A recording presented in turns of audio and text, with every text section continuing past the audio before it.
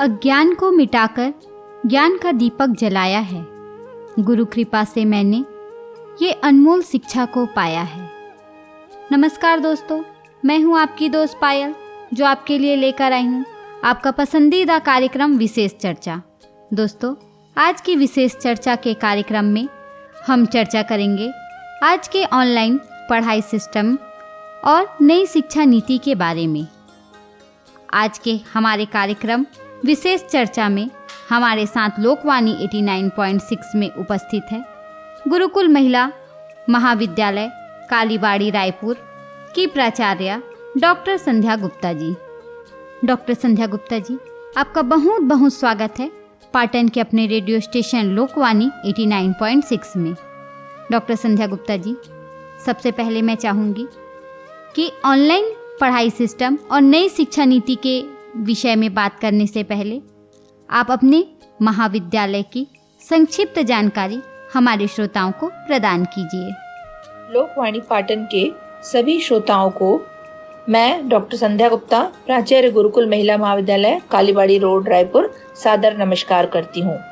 मैं लोकवाणी के संचालकों का हार्दिक धन्यवाद देती हूँ और बधाई भी देती हूँ कि कोविड महामारी की दशा में आपने श्रोताओं को नई शिक्षा नीति और ऑनलाइन परीक्षा की जानकारी देने हेतु इस परिचर्चा का आयोजन किया है। हम शिक्षा नीति और ऑनलाइन पद्धति के बारे में बात करें इससे पहले मैं सभी श्रोताओं को अपने महाविद्यालय की संक्षिप्त जानकारी देना चाहूँगी।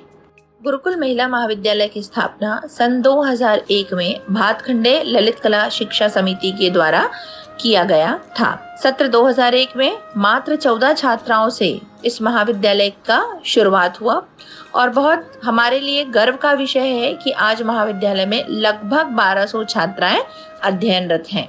महाविद्यालय में स्नातक स्तर में वाणिज्य एवं विज्ञान एवं कंप्यूटर विषयों के अध्ययन की सुविधा उपलब्ध है। वाणिज्य में स्नातकोत्तर की शिक्षा भी महाविद्यालय में उपलब्ध है। हमारे महाविद्यालय का लोकेशन और उत्तम परीक्षा परिणाम तथा अन्य सुविधाओं के कारण न केवल रायपुर शहर पर आसपास के ग्रामीण क्षेत्रों की छात्राएं भी बहुत अधिक संख्या में महाविद्यालय में अध्ययन के लिए आती हैं। महाविद्यालय छात्राओं के सर्वांगीण विकास के लिए सतत प्रयासशील है। हम केवल निर्धारित पाठ्यक्रम की ही शिक्षा बच्चों को नहीं देते हैं, लेकिन उनकी छुपी हुई प्रतिभाओं को निखारने के लिए बहुत सारे कार्यक्रम का सतत आयोजन महाविद्यालय द्वारा किया जाता है। समाचार पत्रों के माध्यम से निश्चित ही आप गुरुकुल महिला महाविद्यालय के नाम से वाकिफ होंगे। मैम, मेरा पहला प्रश्न है, ऑनलाइन क्लास का छात्रों पर क्या असर देखने को मिल रहा है? पिछले साल मतलब मार्च 2020 से पूरा विश्व कोविड महामारी से जूझ रहा है। महाविद्यालय में परीक्षाओं का आयोजन मार्च 2020 में चालू हो चुका था। 17-18 मार्च के आसपास सारी परीक्षाएं कोविड के कारण स्थगित हो गई और उसके बाद न केवल परीक्षाएं पर सत्र 2020-21 में अध्यापन भी हमने ऑनलाइन तरीके से कराया। ऑनलाइन क्लासेस लेने से हमें एक चीज बहुत अच्छे तरीके से समझ में आई कि यदि इस व्यवस्था को छात्र सीरियस होके लेते हैं तो इसका बहुत अच्छा रिजल्ट जो है वो देखने को मिलता है। पूरी पढ़ाई बहुत अच्छे तरीके से ऑनलाइन पद्धति से हो जाती है।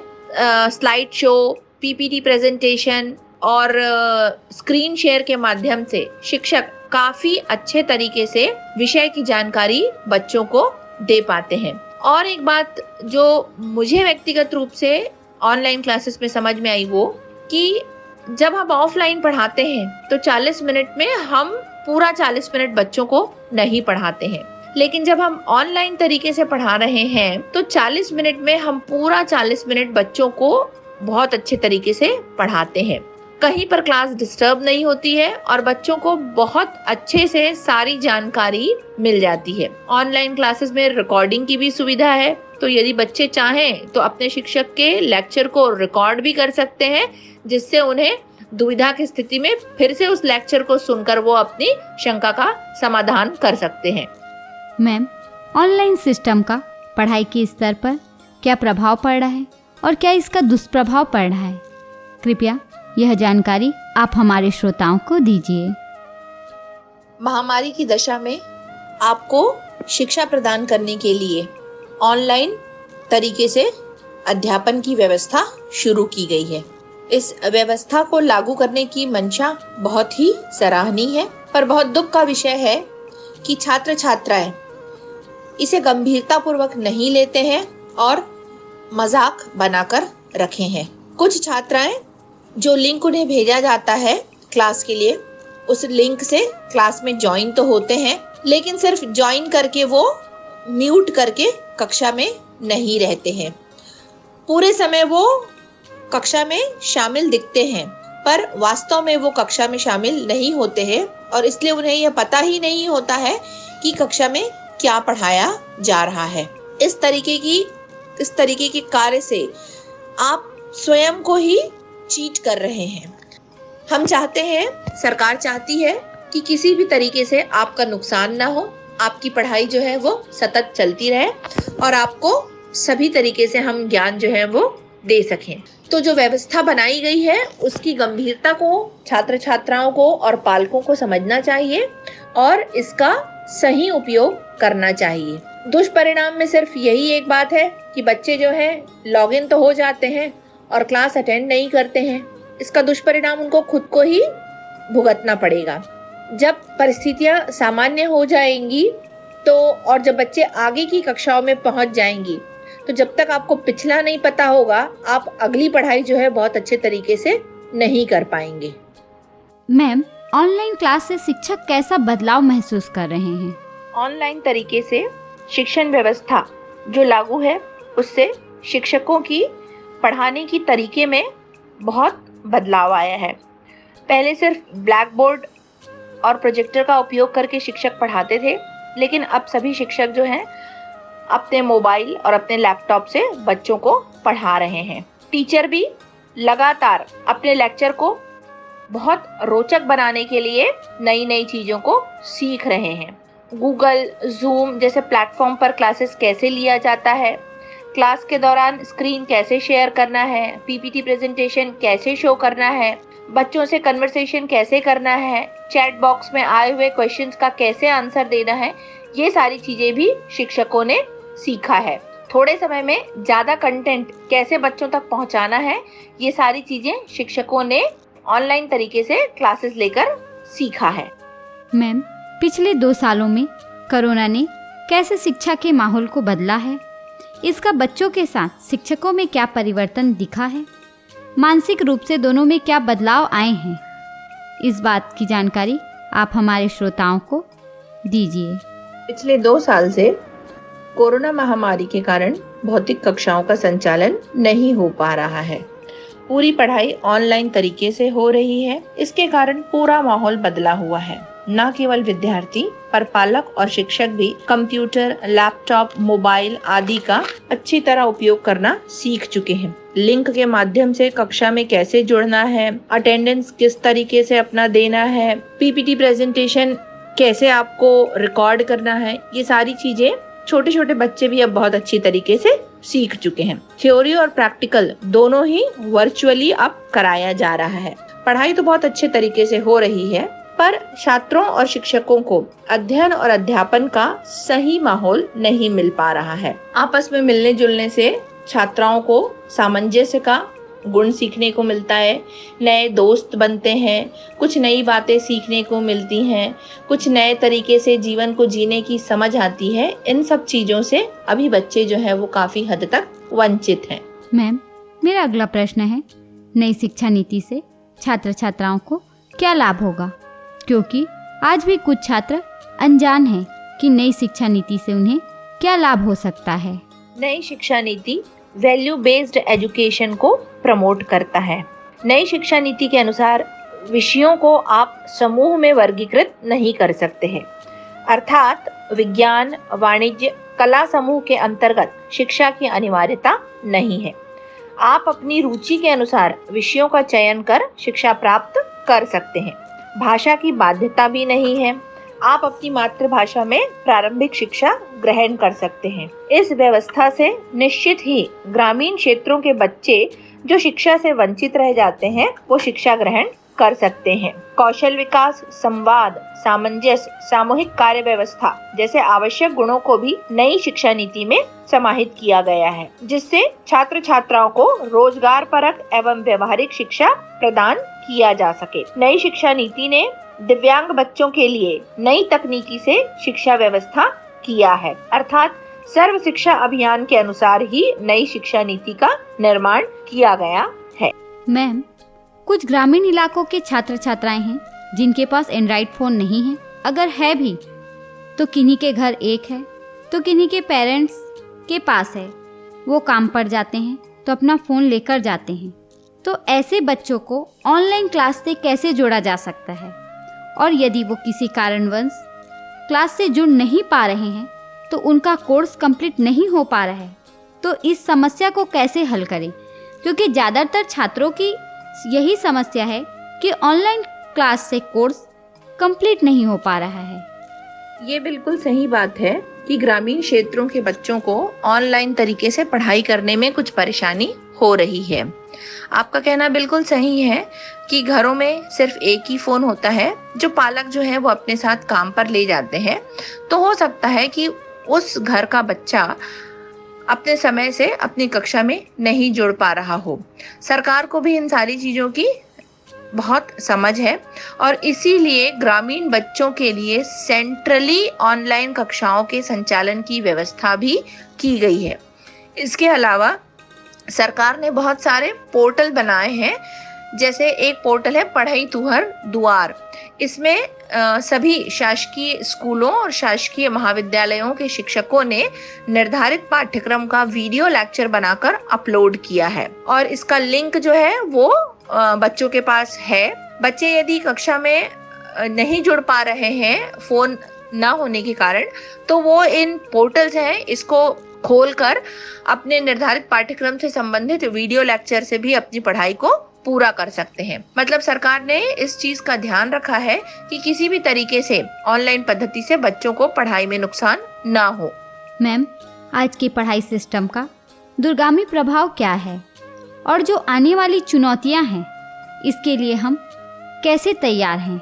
कोविड महामारी के कारण पढ़ने पढ़ाने की नई व्यवस्था हमको देखने को मिली है और वो है ऑनलाइन पढ़ाई। वर्तमान समय में ICT का बहुत ज्यादा महत्व है। मतलब आपको इंफॉर्मेशन टेक्नोलॉजी और कंप्यूटर से बहुत अच्छा, बहुत फ्रेंडली होना बहुत जरूरी है। और एक तरीके से देखा जाए तो कोविड महामारी ने हमें ICT तो बहुत अच्छे तरीके से सिखा दिया है। जो आगामी 10 साल में धीरे धीरे करके जिस चीज को हम सीखते, उस चीज को हमने 2 साल में मजबूरी में ही सही पर सीखा है। बहुत अच्छी बात है, बहुत आवश्यक है आपकी उच्च शिक्षा के लिए, आपके आगे आने वाले जीवन के लिए। आपको कंप्यूटर से और कंप्यूटर की नई नई टेक्नोलॉजी से वाकिफ होना बहुत आवश्यक है। और कोविड के कारण जो पढ़ाई की व्यवस्था, जो ऑनलाइन स्टडीज का जो सिस्टम अभी बना हुआ है, उसके कारण हम सब लोगों को वो सारी चीजें बहुत अच्छे तरीके से आ गई है। अब चुनौती की बात ऐसा है कि ऑनलाइन तरीके से पढ़ने से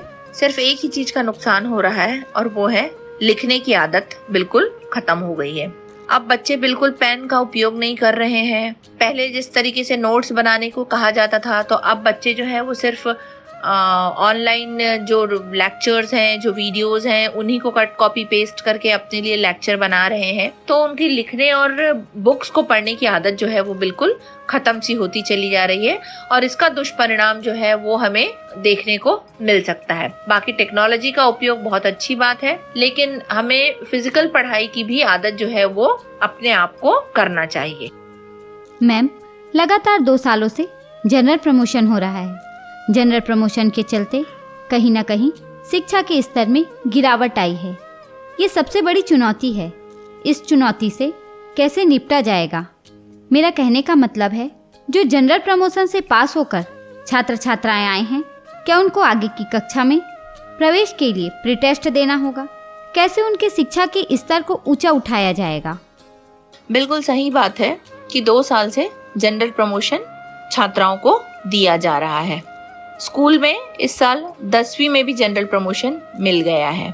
मतलब टेक्निकली जो बच्चा इस साल 10वीं पास किया है, उसने अभी तक पहली से लेकर 10वीं तक सारी परीक्षाएं जनरल प्रमोशन से ही पास किया है, क्योंकि शिक्षा के अधिकार नियम के हिसाब से आप किसी बच्चे को फेल नहीं कर सकते हैं। तो पहली से लेकर 9वीं तक बच्चा पास ही होता है। 10वीं में बोर्ड परीक्षा होता है जिससे उनका सही मूल्यांकन हो पाता है, पर इस साल कोविड के कारण 10वीं में भी उनको जनरल प्रमोशन दिया गया है। तो पहली से लेकर 10वीं तक छात्र जो है वो जनरल प्रमोशन से ही पास हुआ है। बच्चों को कुछ असाइनमेंट्स दिया गया था बोर्ड की तरफ से, जिसका उत्तर उन्होंने लिखकर स्कूलों में जमा किया और उसके आधार पर उनका नंबर जो है वो दिया गया है। तो स्कूल के बच्चों के सभी के नंबर जो है वो 90% के आसपास ही आए हैं, पर वास्तव में शिक्षा का स्तर बहुत नीचे गिर गया। ये बिल्कुल सही बात है जनरल प्रमोशन के कारण। अब इसको सुधारा कैसा जाए, ये बहुत बड़ी चुनौती है। पहले क्या होता था कि 11वीं में प्रतिशत के आधार पर उनके विषयों को उन्हें दिया जाता था। अब सभी बच्चों के बहुत अच्छे नंबर हैं, तो निश्चित ही स्तर को सुधारने के लिए सभी स्कूल के जो प्राचार्य हैं वो कुछ न कुछ व्यवस्था करेंगे। उनका कोई छोटा मोटा टेस्ट लिया जाएगा, उनका कोई छोटा मोटा एग्जाम लिया जाएगा और जिसके प्राप्तांक के आधार पर उनको विषय जो है वो आवंटित किए जाएंगे। मतलब मेरिट का ध्यान में रखते हुए विषयों का आवंटन किया जाएगा। ये छोटी छोटी व्यवस्थाएं हैं जो हमें लागू करना पड़ेगा, जिससे शिक्षा का स्तर जो है वो थोड़ा सुधर सके। छात्राओं को भी इस चीज का ध्यान रखना पड़ेगा कि जनरल प्रमोशन उन्हें मिला है कोविड के कारण, पर इसका मतलब नहीं है कि ज्ञान भी उन्हें जनरल प्रमोशन से मिल जाएगा। जो साल भर उन्हें पढ़ाया गया है उन्हें उनको अच्छे तरीके से पढ़ना चाहिए, उनको समझना चाहिए, क्योंकि यह स्थिति हमेशा नहीं रहेगी। जब स्थिति में सुधार आएगा तो कंपटीशन उनको फेस करना पड़ेगा, और कोई भी कंपटीशन बच्चों को खुद ही फेस करना पड़ता है। तो तैयारी बच्चों को करनी पड़ेगी। घर में पालकों को भी इस चीज का ध्यान रखना पड़ेगा कि अभी का समय सिर्फ रेस्ट पीरियड नहीं है, किंतु कुछ सीखने का है। महामारी के कारण जो छूट उन्हें मिली है उसका नाजायज फायदा वो ना उठाएं। तो दोस्तों, आप लोग सुन रहे थे गुरुकुल महिला महाविद्यालय कालीबाड़ी रोड रायपुर की प्राचार्य डॉक्टर संध्या गुप्ता जी को। डॉक्टर संध्या गुप्ता जी, बहुत बहुत धन्यवाद है आपका। आपने बहुत ही बढ़िया जानकारी हमारे श्रोताओं को दिया है। कर दिखाओ कुछ ऐसा, दुनिया करना चाहे आपके जैसा। तो दोस्तों, कैसा लगा आपको आज का कार्यक्रम विशेष चर्चा? कमेंट करके जरूर बताएं। हमारे WhatsApp, Twitter, Instagram, Facebook, Patan के अपने रेडियो स्टेशन लोकवाणी 89.6 में। अलविदा।